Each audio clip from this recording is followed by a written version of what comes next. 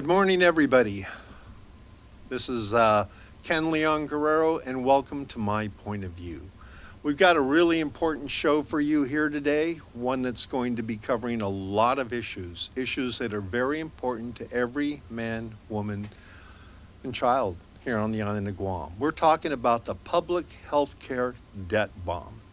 And as you may have remembered in the media, I was arrested Wednesday. We'll get into that too.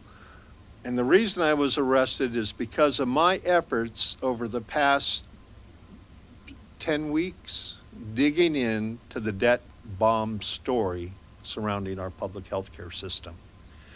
So I need to set the stage. I wish I could say this was going to be a short show. It's not. Because anytime you're talking about politicians and billions of dollars of taxpayer funds, they're going to have to be repaid by you and me, our children and our grandchildren.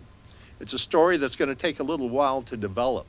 It's a story that we can learn from the mistakes made by the citizens of Puerto Rico who put too much faith and trust in their politicians, only to have politicians run the island territory into bankruptcy to the point where the leaders had to go to Washington, D.C. on bended knee and beg for a federal receiver.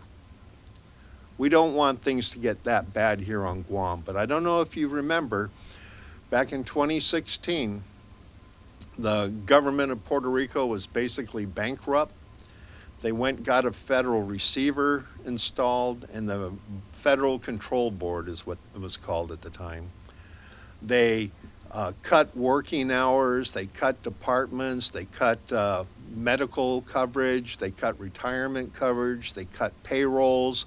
They closed half the schools, forcing some people to have to drive their children 2 or 3 hours each way to go to school. They were looking at selling the airport, the commercial port, selling public beaches as a way of raising money to pay off excessive bond debt.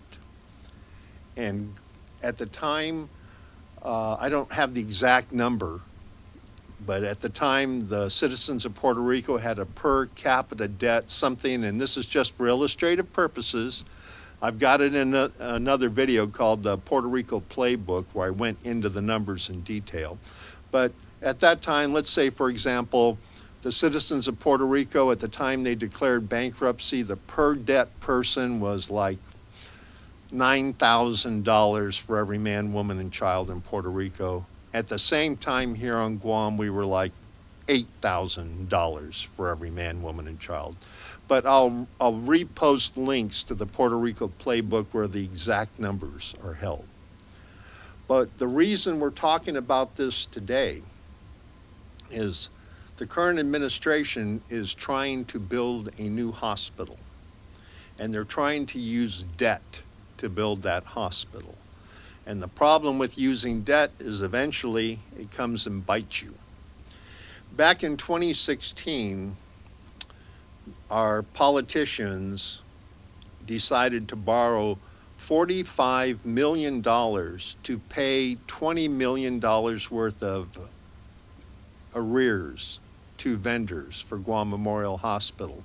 And at the time they were introducing and discussing this bill, they acknowledged that Guam Memorial Hospital was $20 million in arrears, but they went ahead and passed authorization to refinance bills to the tune of $45 million because they acknowledged the government of Guam would be back in the same position in another year. Well, that $45 million, by the time the bonds are paid off, is going to cost the taxpayers of Guam nearly $90 million. So think about what the politicians did in this case. Rather than do things to run the hospital more efficiently, effectively, or transfer funds from other areas of the government to pay the debt to the hospital, they went out and borrowed 2.5 times, well, 25 million more than they needed to pay the arrears. And that's why starting in 2016, I had been trying to get a federal receiver appointed for Guam Memorial Hospital, because I could see even back in 2016, after decades of mismanagement by different administrations, there was no way we were going to run the hospital effectively for the benefit of the people of Guam without a federal receiver to take the politics out. And unfortunately, I was proven true on that, because at the time I was campaigning for a federal receiver, the governor, who was then a candidate, was taking the opposite position, maintaining her belief that she could run the hospital better because of her nursing experience, to the point that we wouldn't need a federal receiver. But that was proven wrong when within the first month of her administration, she had Bill 30 introduced and passed, which gutted Guam Memorial Hospital financially. And the hospital's never recovered. The amount of money taxpayers are dumping into Guam Memorial Hospital has tripled since the Calvo administration. And I wish that this could be a short, simple story. So for those of you who want the short version, this administration is putting us on the path of bondage. I'm talking government bondage that will destroy the island, and if it plays out the way I think it will, we too may have our own receiver. Now, this particular saga started when the governor was making comments on KUAM after listening to Congressman Mike San Nicolas's observations on her plans to build a new hospital here on Guam. Let's roll clip one. To say we're never going to build a hospital, I mean, a leader who sees a need of the people, you don't say that. You say, hey, you guys, let's rally together and let's get this hospital moving. And I'll tell you, we will build this hospital in less than 4 years. And to say that, well, and for example, Nestor, he's talking about the planning, the charter aid. We've already done that. We already have a plan. We've met with the medical professionals, so we're way ahead of his plan. Now, when she made that bold declaration that they've already had the community meetings, they've already had the charrettes, I was gobsmacked, because I'm a very, very active stakeholder in Guam Memorial Hospital. I probably executed 2 or 3 dozen FOIAs over the last couple of years, to the point where for 2019 and parts of 2020, I was reading their checkbook every month. And when she said that they'd already had the charrette, which according to the Army Corps of Engineers is a 1.5 to 3 year process, I don't see how she could have done that since November 2021.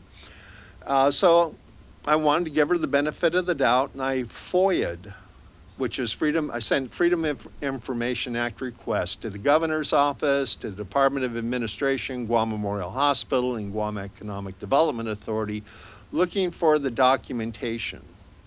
And I ran into roadblocks. And like Dr. Phil says, those who have nothing to hide, hide nothing. But apparently this administration back then, and we're talking May or June when I first started doing my FOIAs, had something to hide. It got to the point where I had to go to Superior Court of Guam and have a judge issue an order to the governor of Guam to release the documents I was requesting from her office. And the judge did that. And once we got that, the legal counsel for the governor's office complied, contacted me, and after going through the documents, I sent another FOIA to Gita, because there were a lot of files that I needed to take a look at, because the documentation I was getting was very, very concerning. So I went to Gita, I looked through hundreds of pages of documents, and I became very alarmed, because it looked to me like the governor of Guam and her administration were running behind the backs of the people of Guam, putting into play a plan to design, build, and finance a public hospital without any input from the public. Well, I couldn't let that happen. Someone leaked to me the agenda for the super secret meeting that was going to be taking place Wednesday, Thursday, Friday this past week. And once I got the agenda, I went to Guam Memorial Hospital and asked to go to the conference room where they were holding these meetings. The staff at the hospital told me that the meetings weren't being held there and told me to go to the Hyatt. Now, I specifically went to the hospital and asked them, I'm here for the new construction planning meetings. And they told me the new construction planning meetings are being held down at the Hyatt. They didn't tell me there's a training session being held at the Hyatt. They told me that the planning meetings are being held at the Hyatt. So I went to the Hyatt. And here was the sign at the Hyatt. Guam Memorial Hospital, and the dates and the Magellan. Nothing about training. Now, whenever I see these meetings at hotels by different government agencies, they usually have a sign there like this that says training meeting, not open to public. This sign did not say anything about a training meeting, did not say anything about open to public. So I went in, and as you all may have heard, I got arrested. But what's really interesting is after I was arrested, the police department issued a press release announcing they had arrested me for criminal trespass. And they sent that press release far and wide. And all the media started running stories, and they were talking about, quoting the spokesperson for Guam Memorial Hospital, that it was a training meeting. And yet, in the police report, which somehow got leaked onto the internet, there is a line here. And that line here is, the police officers, upon arrival, met with Guam Memorial Hospital legal counsel Jeremiah B. Luther, who stated that they were having a meeting regarding the construction of the new hospital. This meeting was not open to the public, but was made available for viewing via Zoom. So here we have legal counsel for Guam Memorial Hospital telling the police that I'm crashing a meeting that is being done to discuss the construction of the new hospital. Now, he did tell the police that the meeting was not an open meeting, but anytime there's a public meeting paid for by taxpayers' money under the open government rules, it should be an open meeting except for a few restrictions, which are in the law, but none of them applied here. What was really surprising to me is how fast this police report was leaked to the media, because I haven't even been able to get a copy of this report yet, and yet it's already all over social media. And there's a lot of information in this report that could only come from the police department. So that tells me that someone in the administration may be pulling strings in an effort to make this story happen. Because when I look at the agenda that was issued, that was forwarded to me by Ray Gibson, who someone forwarded it to him, you look closely at it and you see the headline, Guam Memorial Hospital Strategic Plan. Doesn't say training session, it says strategic plan. And one of the key groups in this agenda was key stakeholder groups. After, 2014, after 12 years of interacting often with the administrations and the legislature around Guam Memorial Hospital, I consider myself a key stakeholder.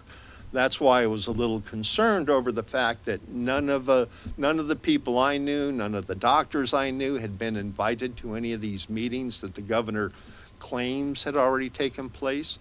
And then when I went through the paperwork from Gita, I kept running into Matrix. And here is the plans for designing and building a new hospital. But when I was at the meeting there at the hotel, there was a group called HDR. I'd never seen HDR before, and if you look up here at the top of the document, HDR. So I asked one of the consultants, what's HDR? And they told me it was 3 names, but they told me HDR is the largest designer, construction manager, project manager of medical facilities in the United States. I didn't take their word for it. I went and looked at their website, and sure enough, according to their website, they are one of the largest firms in the United States specializing in design and construction of healthcare facilities. So that was why I was there. I wanted to see how the government and elected and appointed officials were planning to spend billions of dollars of taxpayer money. And so there was other documents that I saw that caused me concern. Now, these were documents from GITA on the construction of Guam Memorial Hospital, but the part that got my attention, everybody should worry about, is this little line right here. Here are all these documents about how they're going to spend billions of dollars of taxpayers' money, but at the bottom of the document, not for wide distribution. In other words, they don't want the people of Guam to know what they are planning to do with our money. And I'm not okay with that. That's why I pursue these things. That's why I've done over maybe somewhere in 200 FOIAs over the past 15 years to different government agencies, because as a taxpayer and citizen and community advocate, I want to know what's going on behind closed doors when politicians get together and decide how to use the money and power we gave them with our vote. So that brings us back to the continuing story of Guam Memorial Hospital. Now, in April 2020, the Army Corps of Engineers came out here, and if any of you want to ask any questions, you can text the questions to my phone, and I will read the question, but not the name, and I'll answer the questions. Or you can text them in the comments, and I will see the comments as they pull up here in the live stream. But in April 2020, the Army Corps of Engineers came out here and did a survey of Guam Memorial Hospital. And one of the things that they made note of is that regardless whether we're going to renovate this building or replace this building, there are $21 million worth of critical repairs that need to take place so that the building as is now can operate effectively and smoothly and safely. To date, this administration has not spent any money on these repairs that were highlighted by the Army Corps of Engineers to make the building safe and effective in its present condition, and also to help in accreditation should the administration want to get accredited. Now, the reason I bring up the Army Corps report is a year before, in April 2019, the Army Corps did the same thing in American Samoa. They did a survey of the hospital in American Samoa, which oddly enough is the same size and capacity as Guam Memorial Hospital. And there the Army Corps reported that it would take between $325 and $390 million to replace the existing hospital. So I'm confused, and that's another reason why I wanted to be in this meeting. I wanted to know how we got from 390 a year before the estimate for Guam Memorial to build a new hospital up to 800 million for Guam Memorial Hospital. That didn't make any sense, because theoretically it should be cheaper to build a new hospital on Guam than it would be to build a new hospital in American Samoa. We have better logistics between Guam and the United States than they have in American Samoa. We have bigger construction companies here on Guam than they have in American Samoa. We have more active construction going on with the buildup than they have in American Samoa. So it would be easier and even cheaper to get the materials needed for a new hospital here on Guam than it would be in American Samoa. Yet somehow the price tag in 1 year before inflation, remind you, we're only talking a year, 2019 to 2020. Somehow in that 1 year, the price of the hospital went up by 2.5 times the estimate for a similar facility constructed in a logistically poorer location than Guam. So that number didn't make any sense to me. So I went online and looked at new hospitals, 150 bed range hospitals, to see what it cost to build hospitals in the United States. First one is in Salem, Massachusetts, 150 bed hospital for $255 million. And Massachusetts property and construction is about the same price as Guam because they're a very heavy union operation over there. Then we have Sierra Medical Center in Reno, my old hometown. They're looking at building a 200-bed hospital for $300 million. You know, so granted, you know, the logistics are a little easier in Reno and in Massachusetts than they are in Guam, but they shouldn't be 2.5 times the cost. So I looked at government hospitals because maybe the key is a government hospital. Well, in Washington, D.C., the territory of Washington, D.C. is building a new hospital. They're building a 136-bed hospital for $375 million. So as we can see here, the prices are being consistent between privately built hospitals and government-built hospitals. Las Vegas is building a new hospital, 150-bed hospital for $375 million. And in South Florida, a 166-bed hospital for $326 million.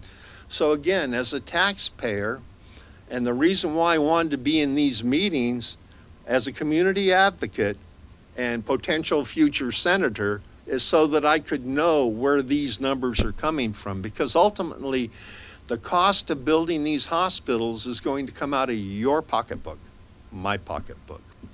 And let's look at where that money is going to be coming from. You know, it's not going to be coming out of government of Guam, because government of Guam technically is still broke. And the situation is not going to get better because we can't count on the federal government to keep dropping $2 billion a year into government of Guam. But I digress. Even here on Guam, we built a new hospital. We built a, hold on a second here. I accidentally, okay, here we go.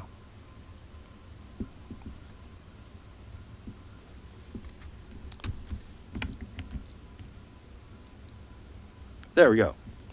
Here on Guam, we built a brand new hospital, a 130-bed hospital for $315 million a few years ago. So it's proof that there is reason for us to be concerned about an $871 million price tag for a hospital, a new hospital here on Guam. In the meantime, the governor's still holding on to that $300 million in pandemic aid that was sent by the taxpayers of the United States to the residents of Guam to help our island recover from the economic devastation brought upon us by the pandemic.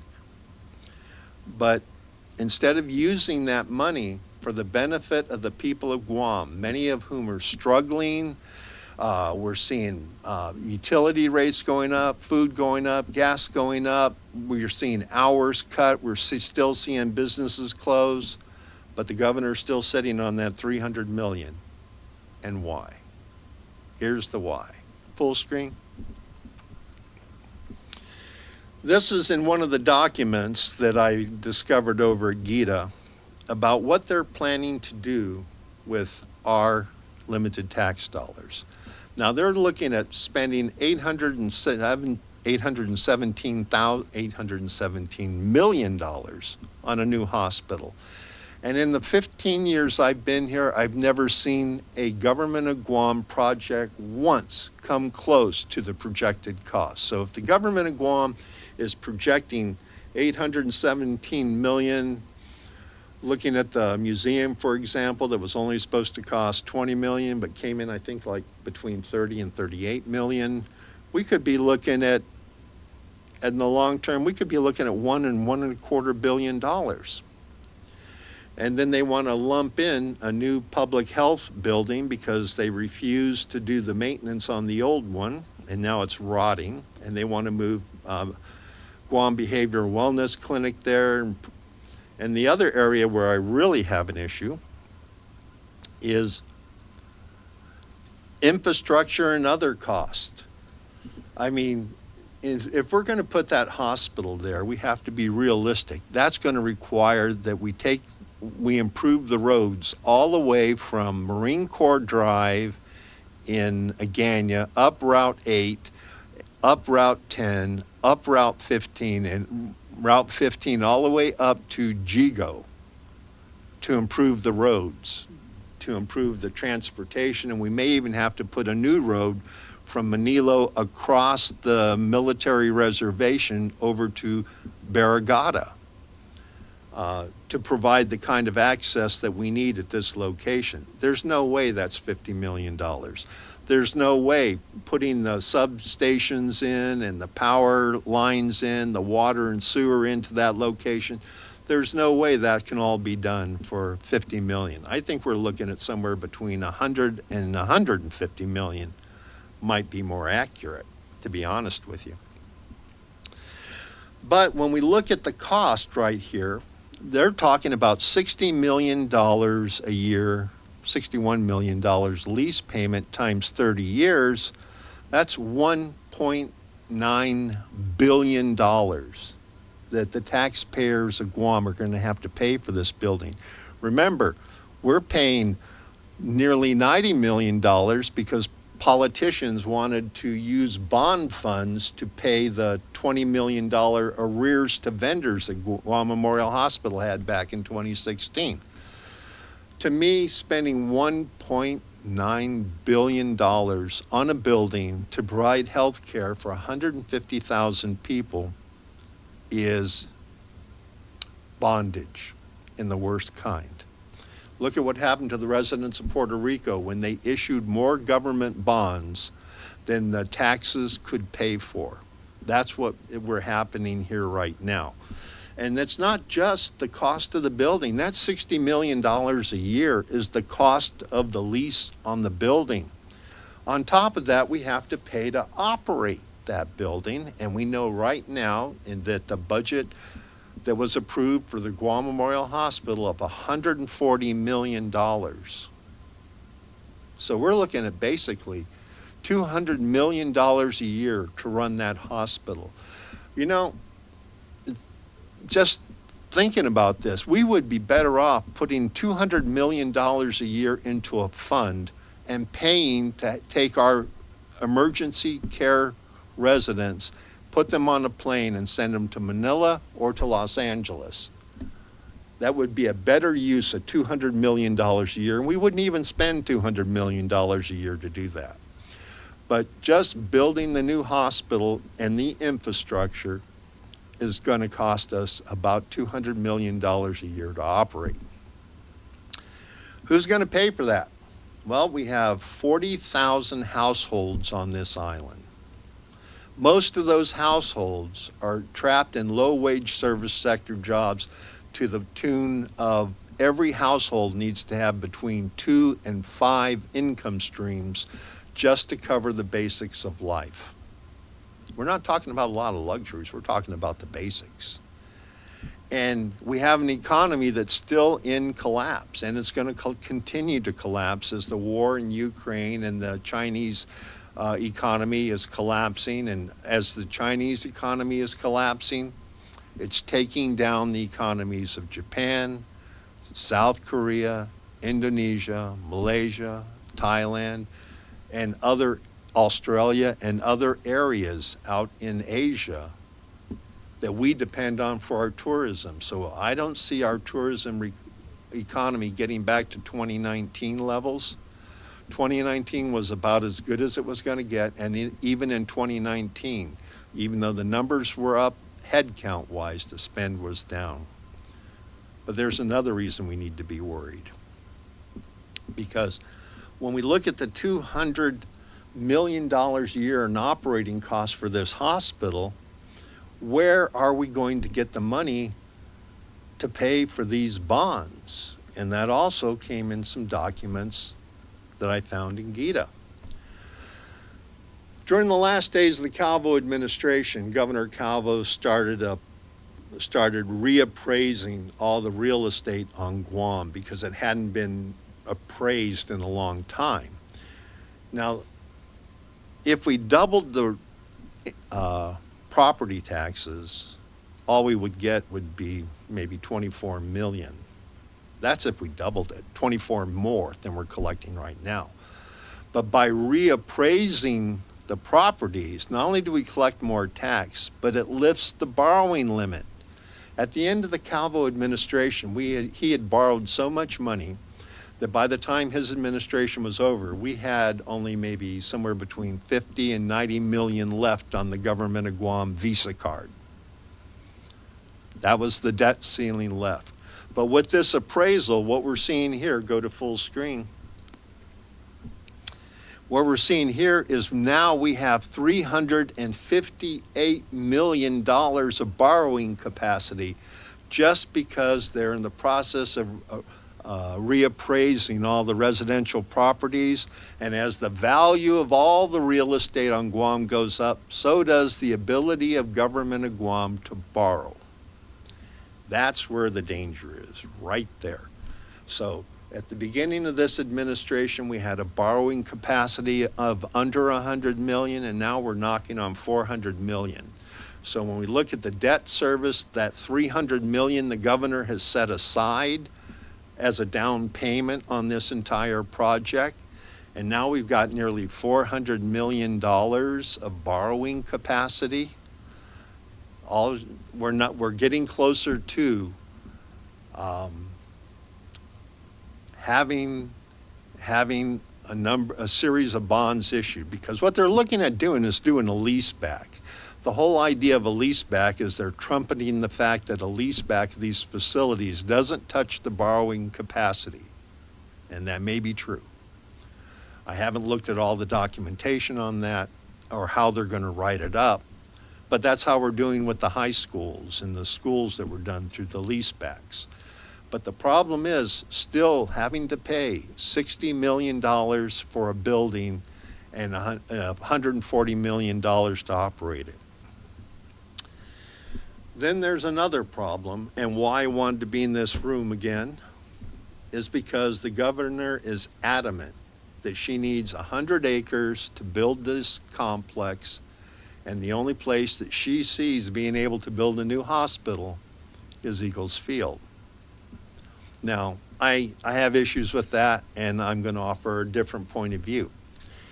Here we have the plans for the new Kapiolani Women's and Children's Hospital that sits on about 6 acres of land in downtown Honolulu.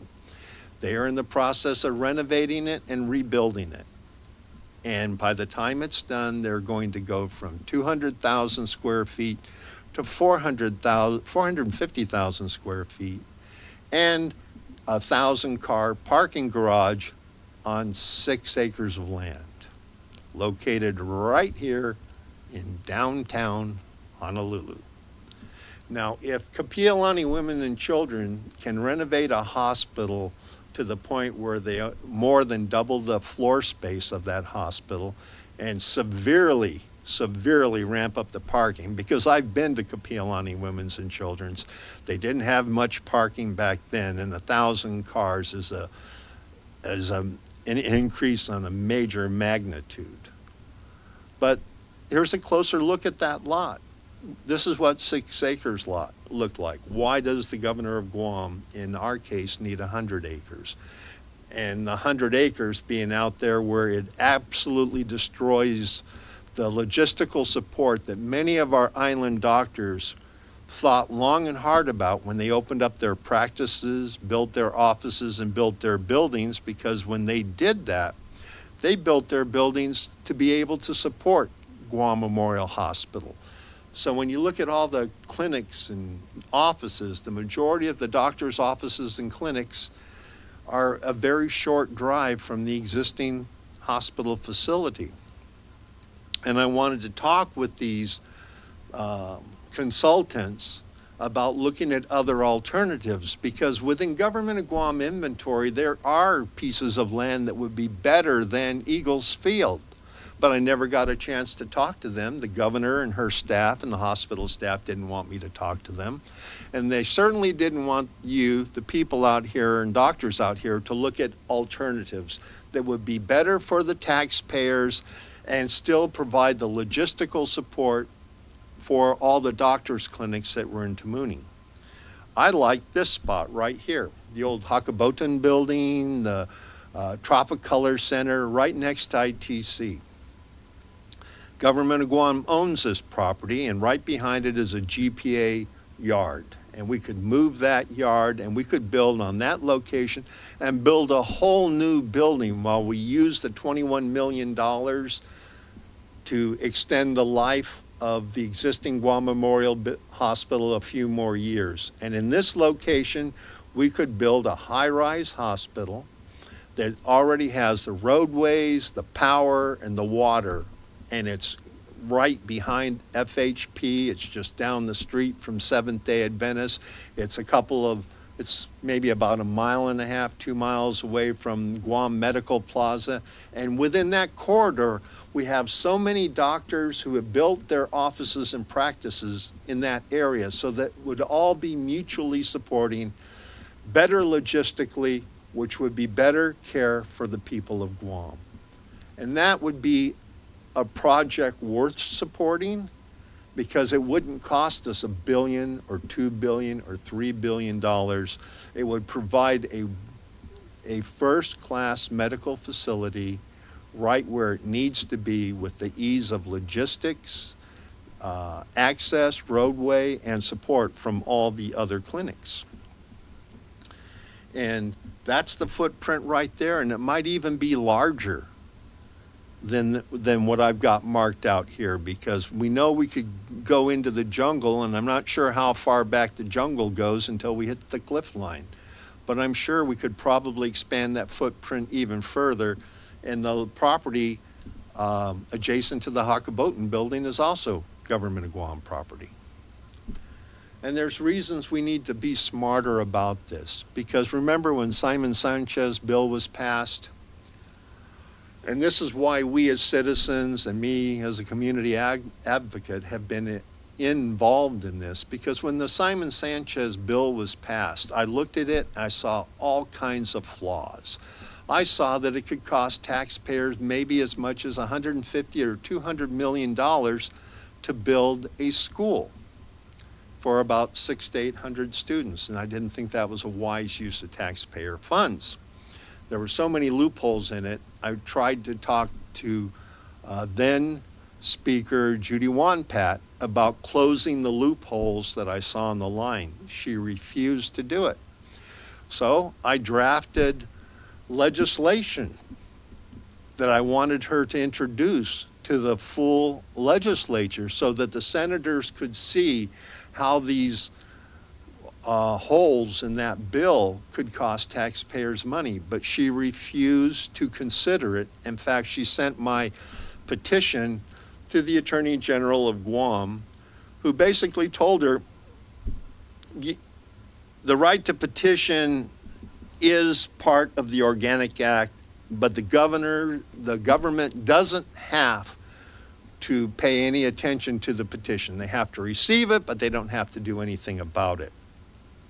And that's the problem I have that we have here at Government of Guam, and in my own case here, and why I get involved in so many things here is because our politicians take the people of Guam, the taxpayers of Guam, for granted.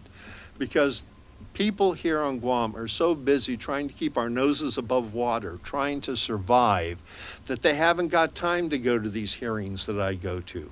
That's one of the advantages of being semi-retired. I have the time to go to these meetings that working people don't have the time or ability to go to. And I've been doing it for 15 years. So it's no surprise to Guam Memorial Hospital that I suddenly show up at these meetings. And we, as taxpayers and citizens, need to start holding our politicians accountable, because if we don't, this project could follow the same roadway that Simon Sanchez did. I mean, 10 years later, and they still haven't built the school yet. What do you think is going to happen when we start bidding out the contracts on $1 billion project? There's going to be fighting like crazy, and we'll see maybe 10 or 20 years before we get around to a new Guam Memorial Hospital, if we let the politicians continue to do it the way that they want to do it. And I would like to quote Warren Buffett, who's fond of saying that more money is stolen at pinpoint than at gunpoint. And that's what I'm seeing in the documents that I've received from the FOIAs. In fact, I'm still in the process of doing FOIAs because the legal counsel at Guam Economic Development Authority still doesn't want to release all the documents that I'm asking for, and I may have to go to court again. It's something I'm willing to do because I live here on Guam. I'm a citizen here on Guam, and I'm a taxpayer on Guam. And one of my heroes is Nelson Mandela, who often said, "Those who refuse to defend their rights won't long have them." And that's why we, as taxpayers and citizens, need to start asking our politicians and government officials hard questions about what they plan to do with our money before they sign on the dotted line and we end up having to send a delegation before the next president of the United States asking to put the government of Guam in a full receivership program. There's a way we can prevent that. We start electing public servants instead of professional politicians. Now, we've got a lot of new faces and a lot of good people running in this election, but we need to have everybody out there who is registered to vote go and vote and start voting hard on the early election opportunity. At the beginning of 2021, we had 49,000 registered voters. We now are up to over 58,000, probably knocking on 60,000 by now. And when more of us vote, politicians start paying attention. When we have a minimal vote turnout that we saw in the primary election, politicians get the mistaken belief that they can ignore us and continue to do what they've always done. Well, I hope that we prove them wrong, because I want everybody to remember to get out there and vote like the future depends on it, your children's future depends on it, and your grandchildren's future depends on it. Because as the residents of Puerto Rico saw, not paying attention to what politicians do behind closed doors, and believe me, at the Hyatt, it's been made very clear they considered that a closed door meeting. It's the people who are going to suffer. I'm Ken Leon Guerrero, and hold on, let me see if I got any questions that came in. I don't see any questions that have come in at this time, but go ahead and put my number up again. If you want to send me emails with your questions, you can send them to my Yahoo address, or you can text to my cell phone or call me, and we can discuss these issues, because this is an important. We are at a crossroads on a very important decision here right now, and it's something that we as citizens need to get involved in, because as we saw back in 2014, when politicians met behind closed doors, violated open government law, had a super secret meeting, gave themselves massive retroactive pay raises, they proved at that point in time that we as citizens need to do a better job at watching what our politicians do and holding them accountable for their actions. That's how we avoid ending up like Puerto Rico. I'm Ken Leon Guerrero, and I thank you very much for spending your morning with me. And I'll be back next week with the other shoe, because I wish I could say this was the only part of this story. There's another part of this story that we also have to worry about as taxpayers and citizens, and I'll cover that in my next point of view.